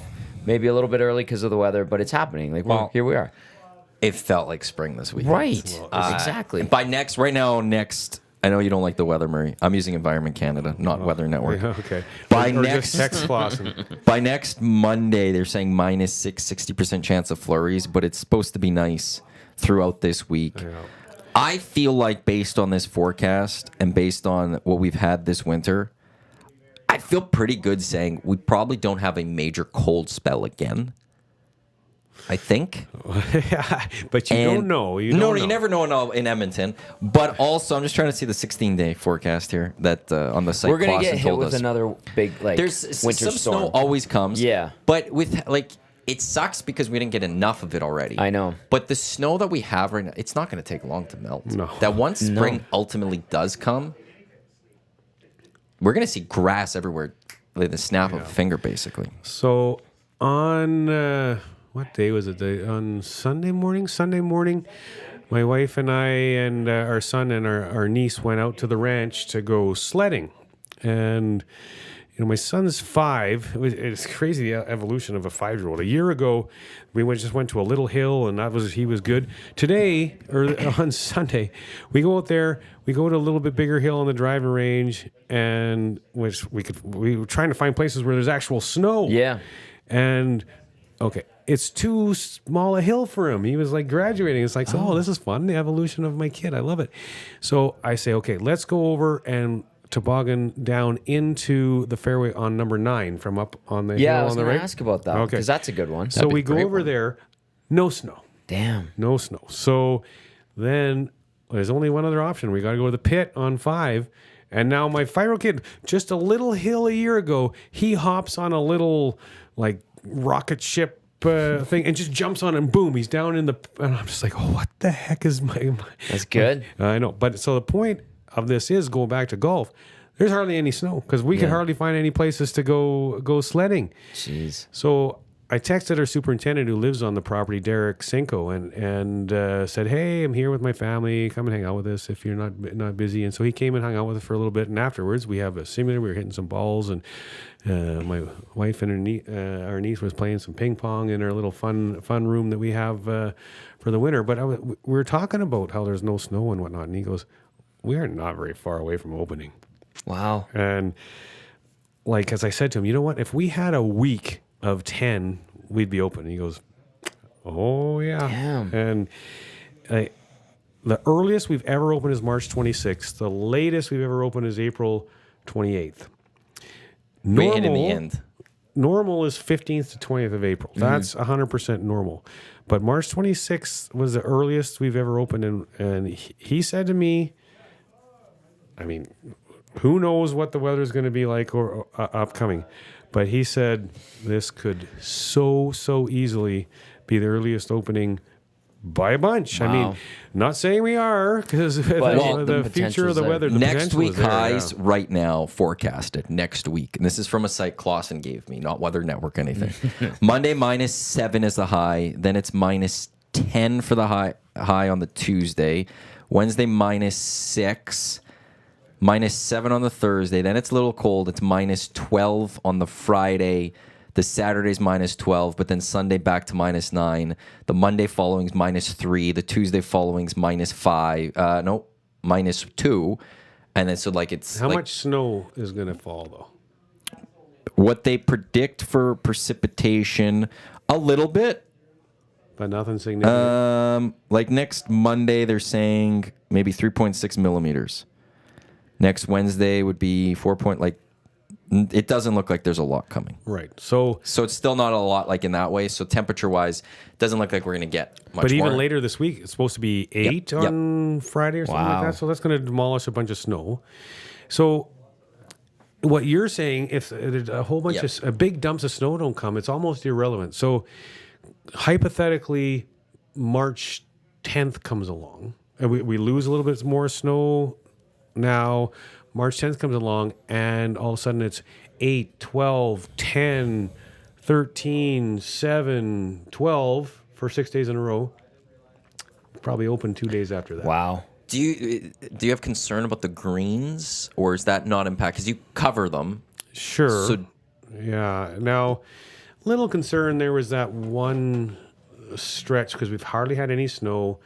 like, does it need the moisture more, or are you good without yes. the moisture on No, the green a little bit? We need the moisture, but the issue that can kill grass is ice and freezing cold weather without protection. So the tarp can only do so much. You need the big layer of snow to really insulate the green and protect it from cold weather, Freezing. and freeze thaw, Yeah. freeze thaw. So there wasn't a whole lot of snow when we had that 1 week of deep freeze that was -30s or Yeah, whatever that was for a little insane.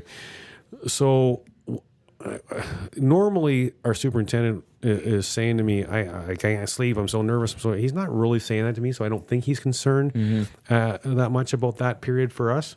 You know, golf courses that didn't tarp when it was that cold, I'd be a little concerned maybe if I was them. But you know, if it gets really cold right now with little to no snow out there, yes, that could be a concern. Matt Iwanyk has said we're not gonna have another deep freeze, so Hold we're it to going to him. trust that. And I'm going. Look at the winter we've had this year. We've had the one real cold snap. I feel we're almost ready. I don't want to say the S word fully yet.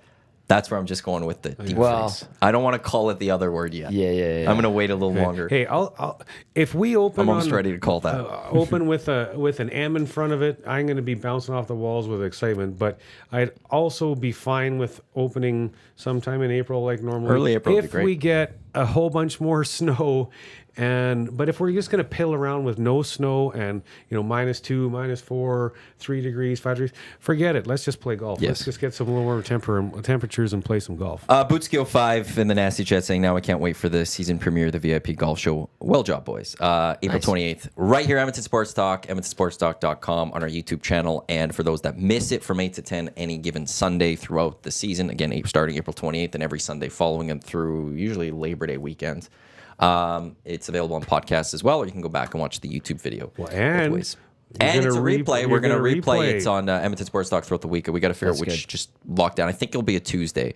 Barring an Oiler game, we might have to just move it on those days. But throughout the season, I think a Tuesday will be where Nice. we're going to lock it That'd in. be awesome, yeah. Rookie with this one says, boys, you're likely to see less grass, more damaged grass because greenery needs the snow to act as an insulation, like you were alluding to prevent freezing, which will kill the roots. Now, I don't know if Rookie's talking about greens or just in general. I think in general. It's in general. Because I Yeah. mentioned that we'll see grass soon, like fully. Like I have an area at my house to the north of my house where every spring There's a big thaw that happens, and then ends up being a whole whack of ice there, and it gets shaded from the sun. It takes a long time for it to Gotta go chip away. away at it. And every spring, there's zero grass there. I mean, it's just dirt. And so, I contemplated putting some gravel there, just doing something different because it's such a problem. Yep. But that's at a house. If grass is under ice, it kills it. Right. So you need to avoid that at all costs. You have just regular grass at your house. You don't, not artificial turf. No. I hate the artificial grass. And it, like, especially at this looks point of good, the year, though. It does look like good. right now, it looks terrible. You drive around and there's like barely any snow, and you just see this massive green lawn. Yeah. To me, it's just like that's not natural. yeah, it's fake, It for looks sure. completely awful. I can't stand it. No maintenance. I'm not a fan. Wow. I don't Maybe. care. You I got care really about the fired up lawn. about I that. care about lawns, and I'm one of those that would want to. You live in a condo. Yeah, but I used to take care of my parents, and I do want to get a house at some point here where I could retake care of a lawn. Hey, you can take care of mine. So- you come over and do everything you want There to you do. go. Practice full at Murray's. water. Yeah. Like when you get it green because of hard work, Yeah. it feels great. Just like when you guys have your course perfectly green and your greens just being the best in the city. Yeah. I'm sure your crew just loving the hard work they put in and seeing it. That's what you want. I don't want this artificial turf from like, hey, look at this, how green my grass is. It looks terrible. Looks awful. Get rid of it. Put in natural grass. Yeah. Your Well, I'm crusade with you. against artificial I'm gonna- turf has begun. Yeah, and if any of our listeners How- have or artificial turf, apologies, but you're making a terrible choice. It's awful. It looks terrible. Get rid of it. Okay, how about yards that don't have artificial turf, but there's just no grass, period, and it's all fancy rock I'm work fair. and I If like it's, things if like it's that? decorative and stuff, Yeah. I get that. I understand some people have different views. Just the artificial looks terrible, and it's just a waste. Put in real grass or do something else. Okay. Yeah, it's like Arizona. Like very few people have Yeah, grass. No, that's yeah, right. and It's And like it's, the rocks it's and also, the cacti. you're right, and I think Yeah. it's been pushed upon like new developments and stuff to Yeah. be like, hey, don't put in grass as much. No. To help, just so they don't water it and things like that. So it can look good. Well, just don't do the artificial. Lake Mead was like at record lows, and then there was all kinds of rain late in the summer and into the fall, and Lake Mead, and then they pumped a bunch of water that was extra water from a different runoff into Lake Mead, and it's kind of going back to normal. They found like mafia hits. Speaking of mafia from this morning, they found a bunch of bodies like buried in barrels that were sunk to the bottom of Lake Mead because about it right. went so low. So they've found some bodies from unsolved murders from like the 70s and 80s. Grim. But and then there's also been some sunken boats that like fell into the sedimentation like upright, and you could like walk up to it. You could be like, wow, this is weird. And then now like a 15-foot boat, they're back above it. Last time I checked, it's kind of neat, but it's scary at the same time. With the dry Don spell. Ellis saying we need a lot more snow for farmers and the pending forest fire season. 100%. Yeah, Don. no Now, disagreement okay, there. like the discussion from this morning show. What would you guys be in the mafia?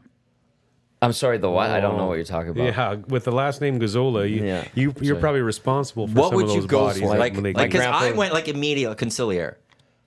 I would want to be the main. Like, I'm not the Godfather. There's no way I could be the Godfather. It's know not what going to you're work well.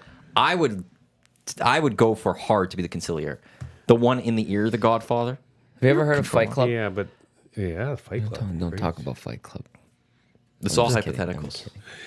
This is Have you seen hypothetical. those movies? Like any of those movies? Well, listen, if you're the guy that's in the ear of the Godfather, you're probably Right. going to get murdered because you're in his ear saying some stuff about people that. Tom Hagen lasted a long time. Sil from The Sopranos, he lasted almost that whole series. Almost. Did he get through though? We don't know. Okay. He was in the hospital, and then the series ended. Didn't look good. Didn't but look good. he got almost to the end. But also, we don't know what happened with Tony. I stand by. I don't think Tony died. I love how it's a mystery that'll never be solved, and I kind of like it that way. The one theory I read about the ending of The Sopranos, and spoiler for those who've never seen it, and we're going to spoil this for you, it's been 20 years. Yeah. It ended just with a black screen. Like, it just faded to black. Like, there was... Tony was in a diner with his family. His daughter just walked in, and throughout the whole scene, like, they were shooting different other characters from... Like, not characters, but people sitting in the diner, and it looked like somebody was going to maybe try to whack Tony.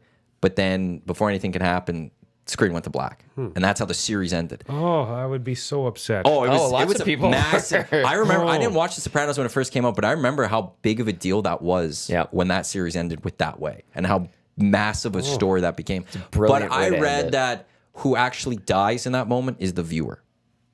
Oh, It goes to black, and it's like even like a couple episodes earlier, Bobby says to Tony, "I think what happens when you die is you don't know. It just goes away."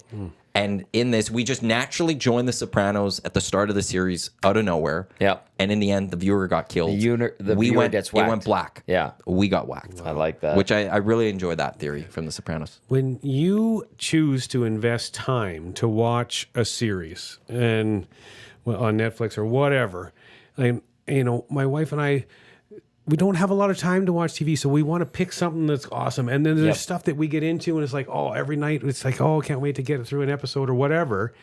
And then when the ending of after you just spent whatever 6 weeks watching this, and it ends, it's like, are you out of your mind that's how this is going to end after we just invested 6 weeks of our time watching this? Like, come on, do better. Like, so many so series disappointing. always end like that because it's never the way the majority wants Yeah. it to. Like Game of Thrones was the same thing. Okay, so now as viewers, do you want it to end in a good way with everything tied up nicely? Well, you or- need to know what happens to people. See, and I'm good with some other, like, I'm kind of okay with that Sopranos episode ending because it keeps us guessing. And somebody in the nasty chat, MTJ Disorder, said David Chase, who's the creator, confirmed Tony was killed. So I'm gonna have to go look into that. But like, there's a show I loved that I think is one of the more underrated shows that people have never seen is called The Americans. It was on FX. I remember that. Brilliant show. It's like a spy show, right? It was about Soviet spies Yeah. during like the 80s in the US. And it was awesome. It was really well done. And the way the series ended was like, it wasn't a happy ending, but it suited the series to me. Like, it was like, this is right. You know, the Succession, for those that were watching Succession, it ended and it was one. Did I it make could see- people mad? I don't know if it made people mad, but like, it's one of those where it's like, okay, this is how it ended. And there's still some questions, I guess, kind of moving forward. But I was like, that's suits the show. Mm-hmm. And then there's another show I loved, which is called Billions. But Billions, it was very much similar to Succession in a way. It lost its way, and then it ended with a tidy bow at the end, and everyone was happy, and everyone was good. And I'm like, well, I like the endings where it's like, I'm still questioning things or guessing things, and it ends. Well, it doesn't have to be it's all good. I mean, everyone could get killed or everyone could get whatever, just as long as you know. I don't know. That's fair. I don't like guessing. Stamp hater with So you don't like? stack Have you here. ever seen Inception? No. Okay, That's because you would not like Inception. Yeah, then, I don't that think. would drive you nuts. Yeah, Stamp hater with a stack here. Tony Soprano is deader than Jerry Garcia, and then also adds The Wire had the best ending, tied up loose ends, going all the way back to season 1 for better or worse. Yeah. Now, Perfect. I like finding out about characters later on. Like, that's why I actually like the Flash movie that came out. Okay. Because it tells you what happened to Michael Keaton Batman, which was Oh. nice, and you get like a bit of the Wait, what there's happened. different Batmans? Well, I thought it's the same person. Technically, it's the Tim Burton Batman. Joel Schumacher, I think, took over. But they throw you for a loop at the end because Flash goes back to his universe because they do steal the Marvel type of DC kind of stole the multiverse thing from Marvel. And George Clooney shows up and he's Bruce Wayne, but Michael Keaton Bruce Wayne dies in the Flash, and you're like, well, okay, now you know what happened to him, and Alfred passed away, and Michael Keaton's great. He's my favorite Batman. But the other thing is Tony Soprano deader than Jerry Garcia. We were at the draft, which was in Jersey in 2014, I think it was, or 13, and it was right after James Gandolfini had passed away, and we were going to a really nice restaurant. It was the Scouts dinner. And we go in there. It's this super nice steakhouse, and the maitre d' at the front's like, "All right this way, guys." Super thick New York accent, and he's like, and the newspaper had like Gandolfini's his funeral, and it was a huge deal in New York City and New Jersey, obviously, and around that area. And he's like, "Mr. Gandolfini, great Great guy, great guy. Was in here all the time. I was at the funeral yesterday. Unbelievable. And I was like, oh my God. And it reminded me how much that show resonated, especially in that area. But with Ever, we're still talking about it 20 years later. Well, I think on TikTok, HBO's released like the episode in like 25 seconds or something, like a quick hitters of things. It's hard to rewatch The Sopranos. I did it a year ago, maybe 2 years ago. The hard part for me was there's so many actors that have now since passed that it just makes me feel sad. Like it passed in real life. That I'm like, oh, I miss it. Like, and watching Gandolfini every episode, like I always go like, I wish he was still around. Apparently he was a great, like this maitre d' was like, he was such a nice man and he was always here. And, he was just a great actor. Yeah. And he was just brilliant. And like, I actually do recommend The Sopranos. Like if you don't mind gangster stuff, like I love Goodfellas, love Casino, love Godfather, love Scarface, all those. And I didn't watch Sopranos for years. And once I started watching, I'm like, how have I not watched this? It's just the TV version of all of those movies. Like I was annoyed with myself. It took me so long to watch it, but it is now in terms of dramas, top 3 of my favorite shows ever. Wow. Yeah. So like, our life is so different. My wife and I with a kid and all that, and I get it. People have kids, but I mean, our investment into these shows. I mean, we always look at, okay, well, how many seasons is it? How many shows per season? How long are the episodes? Because, we don't have much time to actually watch. So it's like all those things are important. And Sopranos will take you a bit. Yeah. It's 6 seasons, hour-long episodes-ish on average. You might get 55 minutes, some a little over an hour. Oh, yeah, that'd be tough. I love it about HBO. So you'd have to break it up into like 30 minutes, I guess. Succession is 4 seasons of almost every season was 10 episodes. One was 9, so it's only 39 episodes, hour longs, except the season finale or series finale, which was an hour and a half. It was like a mini movie. Unbelievable show. Wire, 5 seasons, averaging about an hour per episode. See, I just have a terrible memory. I can't remember what shows are called or actors and everything else, but boy, there was one that we watched pretty recently where this guy, it started with people were getting hit, like shot by people, but it was over in the States, and he was like tied up with a mob, and through casinos, he was laundering money through casinos, and you guys aren't remember. This is a drama? Yeah, it was so good, but I can't remember what the heck it was called. CSI Miami? No. I can't remember what it was called. I loved CSI Somebody Miami. will message it. Yeah, it was so good. Casino laundering money. I didn't heard that one. Yeah, and he had to launder money because a Mexican cartel was involved. Oh, this sounds fantastic. Yeah, it was so good. I can't remember. It was dark. Holy, was it dark? See, I love those. People were getting off by the cartel and everybody. It was such a good show. Dusty just finished White Lotus season 2, and he didn't like the ending of it, even though he missed the point. He missed the point. Wonderful. I've not watched that. It's really good. It's really weird. Yeah. At points. The music, the theme song is fantastic. It's one of those shows, too, that if you break it each season, there's actually a theme to them.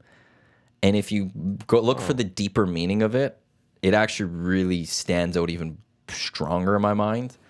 And so, like, I absolutely loved White Lotus. And I can't wait for season 3 to see where they go with it. And it was great because it's a short thing. Right. Like so now there's only 2 seasons that have been. It was initially only supposed to be 1 season, miniseries, and I think it was like 6 episodes. I gotta Google this. Ozark. Someone did that. Ozark. So People, good. I've heard great things about Ozark. So good. It is excellent. Have you watched it? I've watched it. I didn't watch the last season. I got to get back to it, but it is very, very good. You're right. Ozark is excellent. Weirdly enough, I actually heard The Simpsons last couple of seasons has back to being actually quite good. I'm done with Weirdly enough, so I got to go throw that back on. Goodness, I love The Simpsons. It's a cartoon. It's amazing. I think like I don't cry. It's been I don't think I've ever cried during a movie or a TV show. I think when The Simpsons ultimately ends, I will shed some tears because it's been on for longer than I've been alive. It has been a very much part of my life. And the moment they say, even though I don't watch the new ones as religiously, the moment it ends, I'm just going to be sad that The Simpsons is over. Well, you think about that though, and life and day, like grew up watching Friends and Seinfeld and shows like that, and now some of those actors are like dying. Yeah, it's like holy. I guess I'm getting old. Did you see? Well, Friends I think was 04. So this is the Yeah. 20-year anniversary of the end of Friends. Yeah. Oh, that's Jerry crazy. Seinfeld kind of hinted at something, I think last week. He said that no one knows, but there's something else tied to that ending. And people are now trying to guess what that means. Really? Is there more that I don't is know. coming? Are they doing more? Or like there was this, it's just like, maybe it's an old clip that's resurfaced or something. But now there's people like questioning, is there something Ooh, I else like coming this. with Seinfeld? I loved Seinfeld. And Yeah. It So holds up good. way It's better so than good. Friends. yeah. I loved Friends. I watched Friends, but I think rewatches, Seinfeld holds up actually way better than Friends does. It's a show about nothing. And it still works. I know. It And sounds so everything good. all at the same time, Yeah. which is because it preys on people's tendencies and characteristics and personalities, which I think generally stay the same. Although technology, social media has changed it a little bit, but overall, it's like like when he says, "I think only 4% of the population is dateable." You think about it, you're like, "Oh yeah, that's it. That's good. That's pretty clever." EST Hangout presented by White Claw Hard Seltzer. Matt Iwanyk, Murray McCourt, Tom Gazzola with you here. Gary Bettman upholds the suspension of Leafs defenseman Morgan Riley, so he will have 5-game suspension, eligible to return on Thursday for the Toronto Maple Leafs. That just coming down from hockey. So, What a surprise. like, don't argue it if you're Toronto. Like, Yeah. just accept the punishment now and move on, and don't go with this Sheldon Keefe of the NHL has this bias against Toronto and stuff and everything. Oh, they have a bias against Toronto now. This is what he said like last week when it was first happening, that this is like they're conspiring against Toronto my or something God. like that, and not at the fact that Morgan Riley just skated up to a player and put his Cross-checked stick him in in the his head. face, and that like Get outta here is with that maybe a noise. It was a dick move what he did. Yes. But there's a was it different way to worth- handle it. Yeah. Like, I don't know. Like it was a big Go push him into the boards. Yeah, it was a big overreaction for that. I mean, cross check his arm, yeah. put your glove in his face. Yeah, you slash Punch him in him the in the back head. of the legs. Yeah, just drop the mitts and jump him. I don't He did know. the but one just- thing you almost couldn't do. Yeah, slam him Yeah. into the boards and grab him and ragdoll him. Like that's Yeah. A little that's it. scrum ensues, Yeah, just- message sent, don't do that, Don't do that. and everyone walks away good. Yeah. Yeah. Maybe a fine gets handed out. And then the next game is juiced up. No, it's going to be juiced up against them, but Now I hope if the Sens like have the lead and there's an empty netter, they do it again. That'd be great. That do it would again. Be hilarious. You do it Or- again. And the Leafs are doing win it. and they're Yeah, how doing about- it. They're yeah, doing Leafs it do easily. Yeah, Yeah. that would be. But now, what would you do if you're the Sens? I would do it again. Oh, No, I'd no, go. would you- Yeah, would, you like- go and get them. Yeah. you go, but don't Just cross don't check them in cross-check the Or them you in face. the try to head, look as yeah. the better team? Like, No. we don't need to worry about No, that. no, no, no, you do no, that? no, no, no. You go You for go it? and you grab them. You beat them good, like you're Yeah, supposed absolutely. Oh, the gamesmanship of sports. Though. I love That's it. so awesome. Somebody's gonna have an empty net, hopefully, in Somebody's that one, and getting we're gonna hurt. see how that. Everyone's just gonna be. They'll be the most watched empty net pulled goalie situation in hockey, almost. Yeah, exactly. Everyone trying to figure out what's gonna happen here Yeah. if somebody goes and scores the goal. Lance saying The Simpsons has never been bad. I would never say it's been bad, but it's. It has had a Did it go drop through off. a lull? It's kind of drop off. It's the same as when people talk about, like, everyone goes Godfather 3 trash movie. It was nominated for Best Picture at the Oscars. Really? Yeah. But now maybe a little 1 reputation. and 2 were so good But that that's- 3 couldn't yes. live up. It's you're comparing it to Yeah. two of the greatest movies ever. Yeah. And it's the same as Simpsons, like seasons 2 through 10 are just unbelievably great. Right. And so now you're not going to be able to continue that. So you watch an episode from season 19 versus episode from season 9, you're going to be like, well, yeah, this is trash compared to season 9. Right. But it still holds a little bit. I say the same thing about Ghostbusters and Yeah. Ghostbusters 2. Ghostbusters 2 was a really good movie, but it couldn't live up to the legacy of Ghostbusters 1. The shadow just, It's too big. it's like your brothers. They have to deal with your shadow, right? Can't live up to Tom Gazzola. I didn't want to say it, but I had to live up to my brother's shadow. Well, over the time that The Simpsons has been on TV, Matt, longer than my life. You have evolved.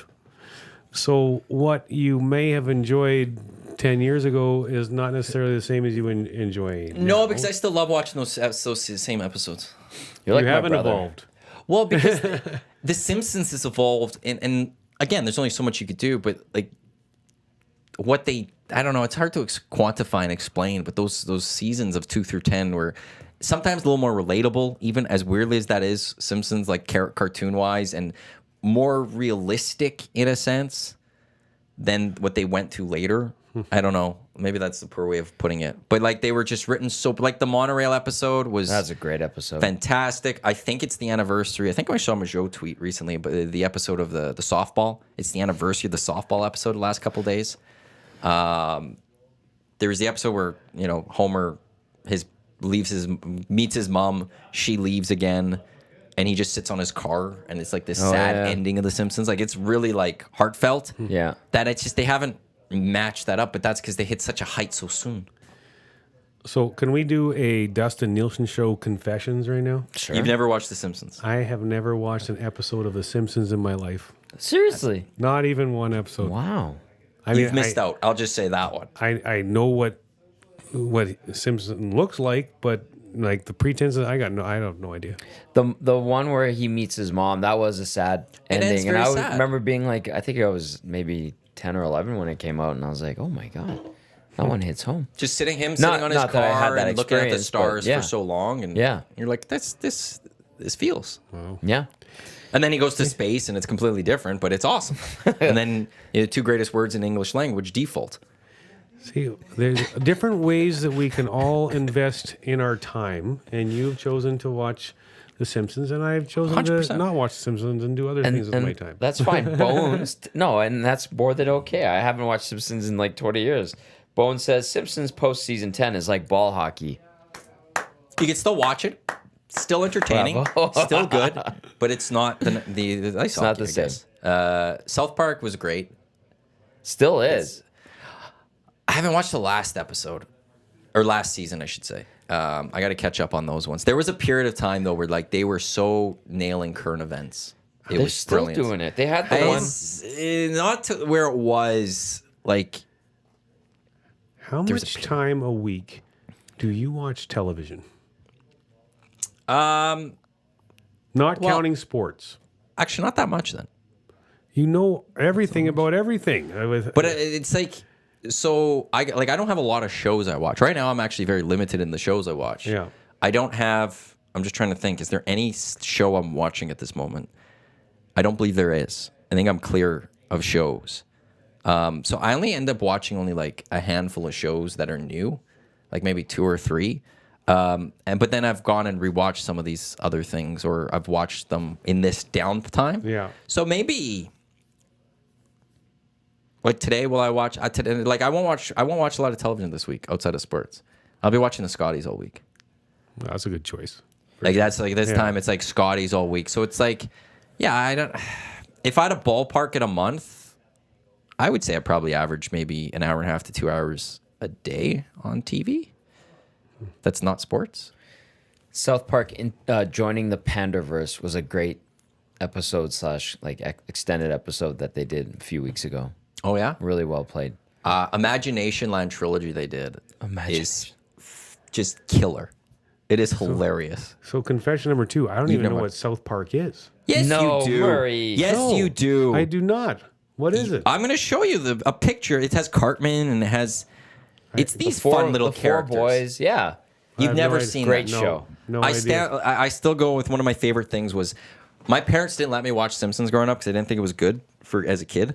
But they had no idea what South Park was, and South Park used to be on like Global. Right. And I watched At it, like and they didn't care 11:30. that I watched it on Global because they had no clue what it was, and they had it completely reversed. There is no way they should have ever let me watch South Park as a kid. What's South Park about? What's the theory 4 of the kids show? in South Park, Colorado, and they just get up to No good. No good. I guess. They're little It's- brats. Murray, very I funny, can't yeah. describe it, I think, properly on air. Oh no! Well, it could get really bad. It gets like, vulgar. Jeff Really? Walker never watched South Park and was trying to get into it, and I was like, hey, the episodes that I think you want to see, if you want to see South Park at its worst, which also means it's kind of at its best. Yeah. Scott Tenderman Must Die, Oh God. Yeah. Stanley's Cup, Yeah, that's a good one. and then there was another episode, I forgot what it was called, but it dealt with Cartman and his little Cupid me, which the ending was one of the worst endings I think I've ever seen in television. It's I think the first episode is an alien probing Cartman. Yep. I think that's the very first episode. Yep. Yeah, that was I don't think I'd like that. that was like 1998 when it started. 97. Yeah. It's great.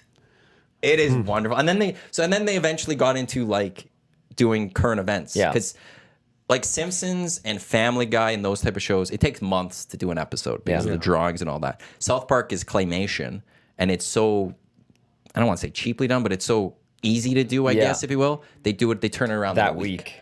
So there was a great doc that Comedy Central actually put out where they showed the creating of the week, the process, and the so if something changes. happens in the news, they could react to it really quickly, and it is wonderful. Yeah. Oh my goodness. Yeah, it's pretty neat how they do it. Terrence and Phillip, every Canadian, their heads are cut in half and they talk. That's how you distinguish if they're Canadian or not.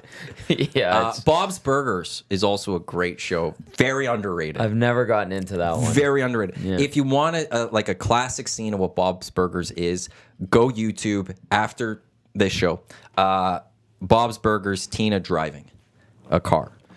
It's Tina. It's just a great example of what that show is. Oh my goodness. Yeah. I'm not going to do that. So what do you watch? Well, you got the kid. He watches the Blackhawks, Yeah. golf, and Right football. now, we're watching a documentary that's a true story about a serial rapist Oof. that got away with it for a while. And about the first one is the first part is about this girl that got raped, but the police didn't handle it very well, and she ended up recanting her statements because the police were like, "This didn't even happen, did it?" Because the guy, there was no evidence, and they couldn't find any evidence, and they told the girl, "Well, you're lying. Didn't happen." Is it And drama or true story doc? Oh, It's a doc. true I guess story doc. doc, Yeah. yeah. It's yeah, so that's. But like I said, we'll watch like maybe 30 to 45 minutes a day is the only TV we'll get to watch. perfect. Simpsons is 22 minutes long.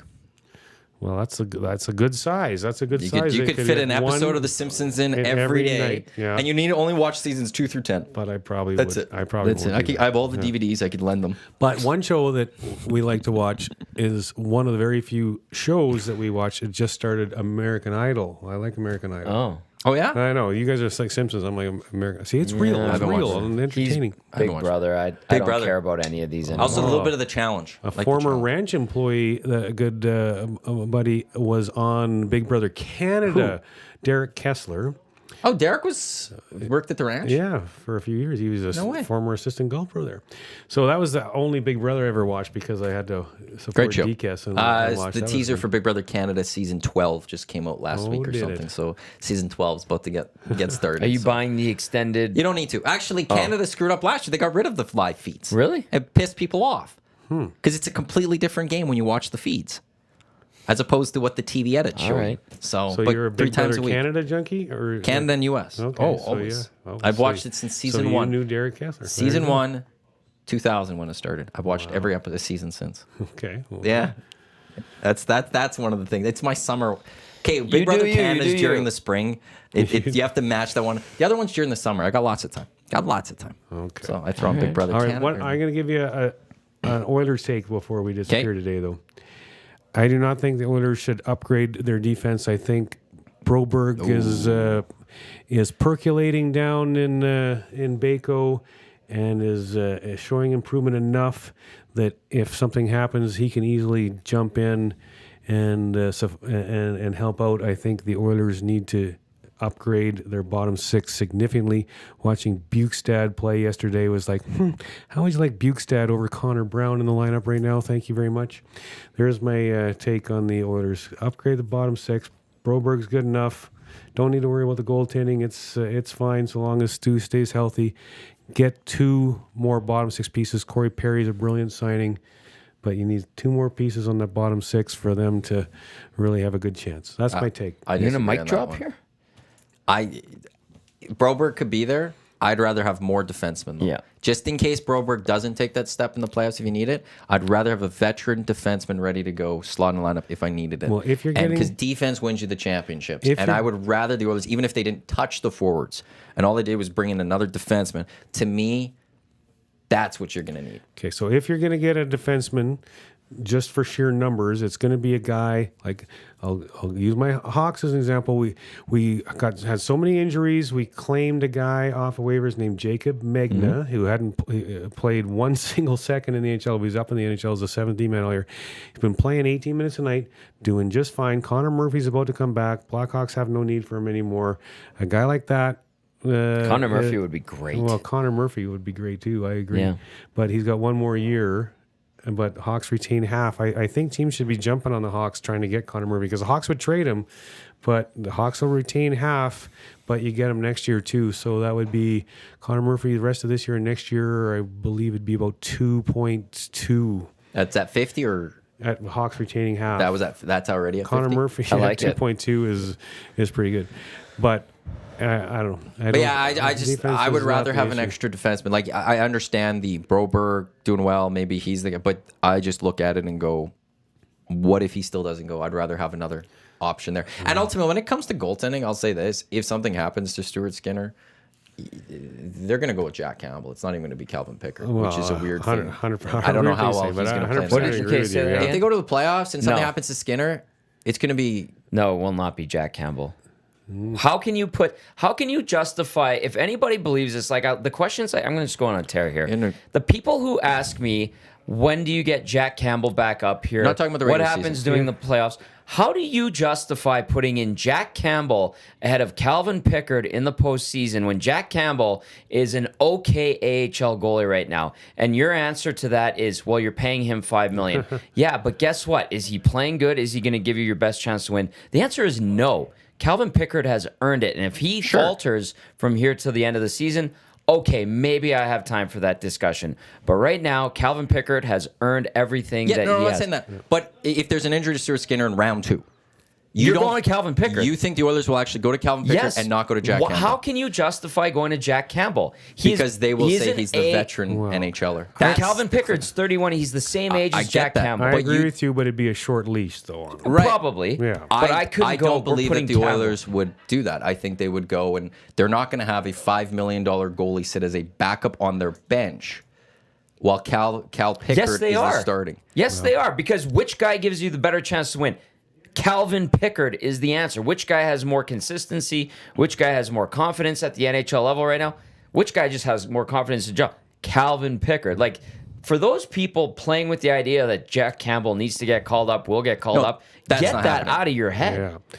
So, but here's the thing. I think the team would go with Jack Campbell. It is so dumb to think Jack Campbell needs to be involved for the rest of the year. The only way that happens is if we're talking about playoffs. We're talking about an injury to Stuart Skinner. If he comes back, I do believe that the Oilers would actually go with Campbell unless they find a trade. Trading him. Yeah, unless they find a trade that makes some sense. I don't think the Oilers would do that personally. But take the oddity of the Las Vegas Knights winning with a backup goaltender last year.